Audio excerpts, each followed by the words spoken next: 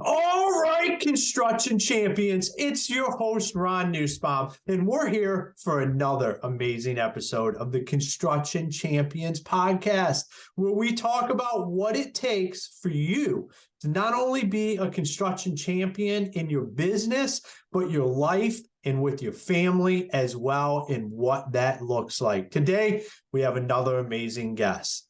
Chris, great to have you here with us today. Thanks, Ron. It's great to be here. Appreciate you having me on. Awesome. I'm looking forward to today's conversation. Why don't you take some time and tell all the construction champions out there a little bit about yourself? Sure. So I have been in sales for over 30 years, and I started out actually as a kid in my dad's landscape business. And so when I was growing up and until I went to college, and then I said, no more, Dad, I can't work for you anymore. So I left. But that was the beginning of my construction experience, if you will. And I've jumped into about 19 years ago, I started in the HVAC, plumbing and electrical industries, specifically HVAC, but it also spread to plumbing and electrical because of the businesses that we were a part of or that I was a part of. And so I did sales, I did sales management, I did operations management, I even did general management. I ran a couple of heating and air conditioning companies. I've worked for manufacturers of HVAC equipment. And so I've kind of seen a lot of things and done a lot of things. Now I'm a sales and business coach for the trades. And I wrote a book. As you can see, if you're watching this visually, you can see it's called The Red Chair Experience. And you can get it anywhere, video on, not video. I guess you can't get it on video, not yet. We'll work on that. But it's any other platform. You've got digital, you've got print, and even audio. I read the book in the audio too. Awesome. Well, I'm super excited for our conversation today with all the different experiences you've had in the different outlooks in different ways that you've seen businesses out there. I'm excited. So we're going to jump right in there and I'm going to ask the $1,000,000 question. And that is, what makes a construction champion? Well, it's a great question because I think a lot of us as in the construction industry, right, we think we've got our little niche and we can do our own little thing. And then we think, well, I've got to go out and I've got to expand and I've got to do this and I've got to pick up this habit and that, I've got to pick up all these different things that I'm really good at. I think what really makes a great champion is somebody who knows how to stay in their lane. And what I mean by that is if you're really good at swinging a hammer, swing a hammer. If you're really good at doing the financials, do the financials, right? But find that thing that you're really good at and that you really love and do that very well. Now, in construction, right, we have to know how to run the business. Or sometimes we bring somebody in to run the business, and that's okay too. I know several HVAC companies where the owner is actually somebody in the truck and he has somebody else running the business. And that's perfectly fine, right? Because they understand their niche. They understand their lane, if you will, where they want to stay. I love that answer, and that's a very unique perspective. We've had a lot of people on here and talking about the owner being out in the truck and bringing on somebody else to run the business that understands that business instead of learning it themselves. That's an kind of out of the box thinking there, especially from a coaching perspective. What is led down the road of having that perspective on that?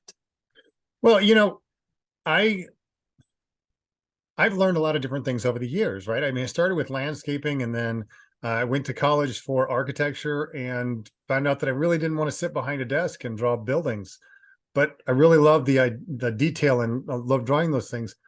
But when I've gone through my sales career, I've done so many different things, but the one thing that I keep coming back to is I really enjoy consultative type selling, which means I'm partnering with you. I'm not trying to sell you something. It's not transactional, right? Where you use me once and we're done. I want to build a relationship with you. And so what I found is that when I stay in my lane, when I work with the things that really speak to me, man, my world goes a whole lot better. The things around me happen a whole lot better. And the people that I get to talk to and speak with and engage with, right? They just naturally click and they naturally work. And I think too often, Ron, we get into this mode where we say, oh, I've got to do, and I've got to do, and I've got to do, right? And we start firing off on all these other places that we think we need to be. And we're so wrong because we lose track of the thing that really ignites our soul, that really gets us up in the morning and gets us going. And it's the reason we started the business in the first place. Yeah, I know. I love that because it really, when you're really, really good at something and having the opportunity to continue to do that. And then, I think the best leaders that I see are leaders that understand what they're really, really good at and then go find the best at the stuff they're not. And they're able Exactly. to cast that vision of what they want and what does that look like at the end of the day. So what would you say is the biggest hurdle as you're working with guys out there to helping keep people, as you would say, staying in their lane? What is the hurdles that we have? I think one of the biggest hurdles is that people think that they can do it alone or they can do it by themselves, and they don't have a business coach, or they don't have, and I'm not saying this because I'm a business coach. I learned this as a business coach. It's imperative that you have mentors, that you have people around you, the sounding boards, call it whatever you want, advisory board. You have people surrounding you that, as you said, are good at other things, right? So if you're good at finance, I want to have a conversation with you, right? Because you can give me tips and tricks. Now, I may have to do it for a time on my own, but to your point, I have to get somebody in place if I want to grow and be a bit bigger company, right? If I'm going to have 5 employees, one of them needs to be HR, accounts receivable, accounts payable, right? I can't do all of those things. So it's finding the right people and asking the right questions. But I think a lot of times we miss out on the fact that we just need someone to be in our ear that's not an internal voice. And we all have that internal voice. Yeah, you should do this. No, you shouldn't do this. I'm not sure if I should do this. I'm too scared. Man, let's just go for it. Right. We have that internal voice. Sometimes we listen to it and sometimes we don't. But a lot of times, if we have somebody that we can trust, that has our best interests at heart, again, this comes back to the mentor or the advisory group, right? The coaching where you say, hey, I need somebody that I can work with. And there's plenty of people that you can talk to and work with. I would advise you that you talk to somebody that you pay some money to, because if you're paying for it, you're going to pay attention to it. If you don't pay for it, you're probably not going to pay attention to it. I would definitely agree with that. And I think just in life in general, just even outside of business, it's important to be around the right people and have that sounding board. Have somebody that you can reach out to. I know my partner, Jared, like, he's a sounding board. Like he's somebody that we think Right. differently. He doesn't come from the construction world. He's so but it's somebody that I can openly have conversations with, and I know he's going to tell me, he's going to be honest with me Mm-hmm. about it. And I think it's important having those people, not just in your business life, but also in your personal life. Yep. Yeah, exactly. I'd heard that Abe Lincoln had basically his cabinet that he chose. A lot of them were not from the same party, were not his friends, were not people that he quote unquote knew. He wanted to bring in people that were really good at what they did, but they also weren't going to be yes men or yes people, right? They weren't going to be someone that just goes, oh, yeah, you're doing an awesome job. If you're not doing an awesome job, tell me, tell them they're not doing an awesome job. Now, don't call them out in front of everybody else unless you need to, but get somebody around you that's not afraid to tell you the truth. You know, they don't bully you around, but at the same time, they're not going to pull any punches. Yeah, I would definitely agree with that. And so as you're out there and you're working with these guys, what are some of the hurdles besides just staying in your own lane and being really good? What's the number one thing that can be implemented quickly that you see on a daily basis that guys can take action on and get going? So one of the things that I see is communication. And if it's more than just you, you have to learn to communicate, right? So if you have three team members, 5 team members, 20 team members, you have to communicating on a daily basis. And I don't mean while I'm on the road and I'm eating my sandwich and I'm, thinking about 20 other things. No, you need to have really a daily meeting would be ideal, but at least every other day or every 3 days, you're getting together and saying, hey, here's what we're doing today. Here's the focus. Here's where we're headed. right? And have that dialogue so that people know the direction that you're headed, plus you know where they're at, because you can't be in everybody's truck. You can't be in everybody's mind as they're going down the road and they're on the site. You have to be able to communicate. And so learn how to communicate early, learn how to have those conversations, constructive conversations, right? So that you can learn how to communicate properly and your business is going to flourish. But a lot of people, they struggle with communication, and then they use Slack, or they use Teams, or they use whatever, Voxer, or I'm trying to remember what else, WhatsApp, right? We have so many different ways that we can communicate, and we don't really focus on meeting in person. And so get with your team, spend time with your team, and communicate with your team to make sure that you're getting the things done that you need to get done. Yeah, 100%. I mean, having a weekly meeting, I think, is a checkbox item that has to happen. Like, if you're not meeting face to face once a week, that's something that definitely needs to be evaluated. And depending on where you're at in your business and continuing to grow it and continuing to scale it, there's other things that should be happening. I remember when we were scaling up our sales force, and our director of sales, he was holding every morning 8 a.m. conference call, getting everybody on there, because you have big organizations with a lot of people spread out. You can't get them every day into one place, but you can proactively get the right stuff in their ear and continue that training by setting it up. And doing it in person and then doing it over the phone, like you said, not when you're having your lunch, like actually scheduling this stuff, that can go a long way for employees and kind of in that culture and what you're setting out there. Because for one, people know it's not just hey, I decided we're going to have some kind of meeting or a conversation. Like, this was a planned out event.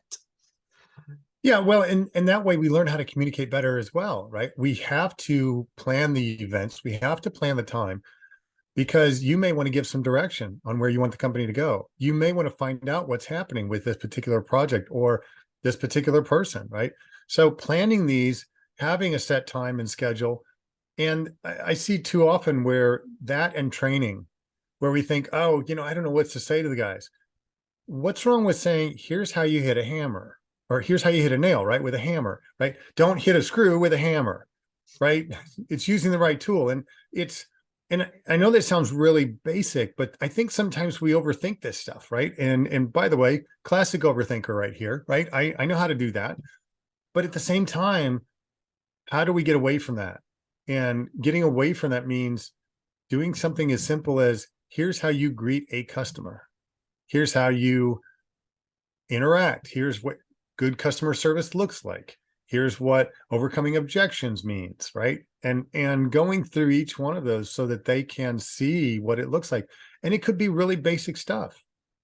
But oh gosh, what's his name? Coach for UCLA for a long time. One of the most successful Coach Wooden.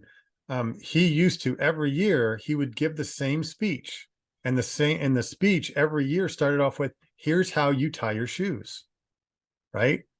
And why in the world would you do that? I mean, these guys were sticking around for 3 and 4 years, so they're not one and done like they are today. But he started off every year with the same speech, and it was, here's how you tie your shoe, right? And you do this and you do this. And he wanted to make sure that everybody heard and understood the basics, right? And it could be as simple as, how in the world do you tie your shoes? Yeah, I do believe that there's a lot of times that we will overthink what that training needs to look like or what the delivery needs to look like, when it's more about scheduling it and doing it. And he used to teach that, how to tie your shoes, because he understood if his guys didn't tie their shoes right, they would end up with blisters and they wouldn't be able to play. Yeah. The same thing can happen, is you don't train on how to use this tool or do this, something can happen and then that player is out. You could have an injury or just a misunderstanding. There's all kinds of stuff. And we don't have to be like this rock star that's coming in there in my mind. Like the Yeah. more you're just you and you lean into that and you teach what needs to be taught. So as leaders, we have a vision of where our company's headed, and we have to understand how to cast that and how to get there. Hmm. And whatever's pouring on you is like, this is what we need to talk about. I would lean into that because Yeah. there's a reason why that's put on you. Yeah. And one of the things I've spoken with a number of friends about recently is listening to the nudge. And what that means simply is this: you get a nudge to call somebody, you get a nudge to say something to someone. It doesn't have to be profound, it doesn't have to be over the moon, right? It doesn't have to be this big prophetic type of conversation. It could be, hey, Ron, how are you doing? Right? I was thinking about you today. I was just wanting to touch base and see how things are going. And listen to those nudges that you get, right? Because you don't have to be all things to all people. What you have to be is really good at what you do and get and surround yourself with the right people. And that's what makes very, very successful business people. Yeah, I would 100% agree with that. That there's a reason why you have a feeling and you want to do something and you should just do it. Whether that's reaching out to somebody within your organization, a manager, an employee, going to a job site. Like if you're sitting there and you feel like, man, I should just go to a job site, you should maybe just go to the job site. Like I think we put when you talk overthinking to me, like we overthink so much that we put all these barriers in front of ourselves, Hmm. which then result in what we hear all the time is I'm just busy. Like I'm Yeah. just so busy. I can't do this. I can't do this. I really want to do that. But I think you're really hitting on something when you're talking about that overthinking, that we're really just we're thinking about it too much. Yeah. Yep. So when it comes to overthinking, how do you get these guys to have a breakthrough? How do we get through that gray area of that overthinking? Well, it usually takes about 2 years of therapy or writing a book. Um, no, seriously, it's for a lot of us, it's becoming aware that we overthink, right? It's understanding that, hey, I'm spending way too much time on this. I'm not getting enough done. And recognizing if I just write down a list of things that I need to do, now I can move on, right? Because sometimes it's just writing it down and just acknowledging that it exists. I need to call Aunt Bertha. I need to write, I need to go here. I need to do that. I need to blah, blah, blah. I need to pick up this supply line for this dishwasher. I need to whatever, right? Whatever's going through your head, write it down. And once you write it down, now it's done. It's on the piece of paper. So it's somewhere where you know you're going to get back to it. Now I can go finish what I was thinking about. Now I can go finish doing what I was doing. Right. And the nudge comes in where we say, oh, I left this morning in a huff and I didn't do this for my spouse, or I didn't do this for my kids. Right. And so can you do that really quickly? Can you make that phone call? Can you send that text? Can you communicate? Hey, I'm sorry I left this morning, didn't say goodbye. I love you. I hope you have a great day, right? Could be as simple as that. But that's a nudge, right? And so we listen to the nudge. And then once that nudge is done, once we've done that thing, now we can stop thinking about it and move on to what we were supposed to be doing in the first place. I think that right there is very powerful because we'll let that thing that we didn't handle that we knew we should have, and we'll just let it fester instead of just saying, all right, so I messed that up. Here's the action that I can take to correct that and move on. Yeah. Like that to me is that's a very profound way to look at this, what we're talking about. And that can be utilized in every scenario, whether it's an interaction with a family member, an employee, a coworker, uh, subordinate, or a boss. Like if it didn't go how you thought it was, or you said something and it's not how you wanted it interpreted, just correct it. Like Mhm. just do it. Like Nike would say, like just do it and make it happen. And it's probably not going to be perfect, but I think that's where we get into that overthinking is like we're trying to it went to shit, and now we're trying to overthink how we can make it better because then we want the perfect way to come out of this when all we really need to do is just take action. Yeah. I normally share with people and coach people on doing a little self-evaluation after each one of your calls or after each one of your jobs or whatever that you do, right? So in HVAC, I was seeing 2, 3, 4 clients a day, right? And after each one, I would always ask myself 2 questions. And you can do this, doesn't matter what industry you're in, doesn't matter what your job is. Number one, what did I do right? Always ask yourself, what did I do right? There's no beating yourself up. There's no criticizing. Hey, what did I do right? I greeted them with a smile. I shook their hand. I brought all my tools to the job site, right? I wore shoe covers if that's appropriate, right? I did the things I was supposed to do. I put the nails in the right place. I put the screws in the right place. I made it look pretty. That's awesome. The second question you want to ask yourself is, what could I do differently? And again, it's not a criticism. It's you know what? I fumbled over this part of the presentation. Maybe I need to practice that, right? Maybe I need to say that over and over and over again, right? Or you've got some scripting that you use when you're doing a job or you're doing something in particular, or you have a process and you go, oh, I forgot, man, I forgot steps 6 and 7. Let me go back and see those again and see what those are, right? So make sure that you're doing them in the order that you need to in order to be successful. So what did I do right? What could I do better? Right. And those are 2 questions that I think we don't ask ourselves enough and give ourselves enough credit to say, hey, we did a fantastic job. Here's some tweaks I can make. And it's not a beating up session. This is not a, man, I suck. I really screwed this up. And we all do that. I've been there, done that. Right. I'm not sharing anything that I haven't already done or screwed up. So we get the opportunity to be proactive and be a little bit different, right? And look for ways to improve. So ask yourself, what did I do right? What could I do better? And those 2 questions will give you a ton of information and share it with your friends, right? Hey, Ron, I was at this job today. I went and did this and this and this. And then you might ask, hey, what about, did you do step 6 or 7? Oh, thanks for reminding me, man. I totally forgot about that. You're right. I can see where that would have been helpful if I would have done that, right? And so even in that communication, in that sharing it with somebody else, there could be some give and take and say, hey, sounds like you did an awesome job. Ron, it sounds like you did everything right. Did you greet him with a smile? Yeah, man, I did. I made sure that everything was out of my mind and I was there for the customer. That's awesome, man. Did you clean up after the job? Yeah, man, everything was gone. We had, 3 bags of trash we pulled away, whatever, right? So again, it's communication. I love it. And I think those 2 points right there is a great way to end the show here today. That really drives home the whole message of not overthinking it. And Chris, it's been awesome having you on the show here today. Where, if anybody wanted to reach out to you, what's the best way for them to do that? Well, aside from the liner, the show notes, right? You'll have all that stuff. The best way to reach out to me is to go to coachchrisconsulting.com. And that's where you can find everything. You can find out about my book. You can contact me on the contact us page. It's got all my info there, all of my social medias. I'm on LinkedIn, Facebook, Instagram, all that stuff.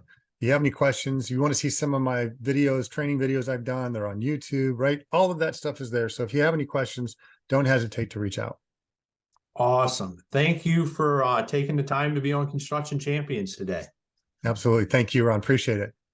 Awesome. All right, Construction Champions. That's another fire episode. And we talked a lot about overthinking. So that leads me to believe that we have a lot of overthinkers out there in the Construction Champions podcast audience. I know I'm guilty of this, as well as Chris said, he let us know he's guilty of this. So like I always say, let's take a look in the mirror. Let's understand exactly what are we doing? How are we setting ourselves up for success or failure? And when we have those breakpoints, those failures, are we just sitting there thinking about it all day long instead of figuring out an action to be able to correct that? Because that's where we really start to open up ourselves. We start to be able to stay in that lane where we're the most productive we can possibly be. Because we've all been there where we had an interaction first thing in the morning that didn't go exactly how we wanted it to. And then that rippled throughout the day. And it caused other interactions to not go how they were supposed to do. What if we start to look at it as when that happens, we take the time to just course correct it immediately afterwards, and we don't worry about being perfect. So, construction champions, until next time, be the champion you were meant to be.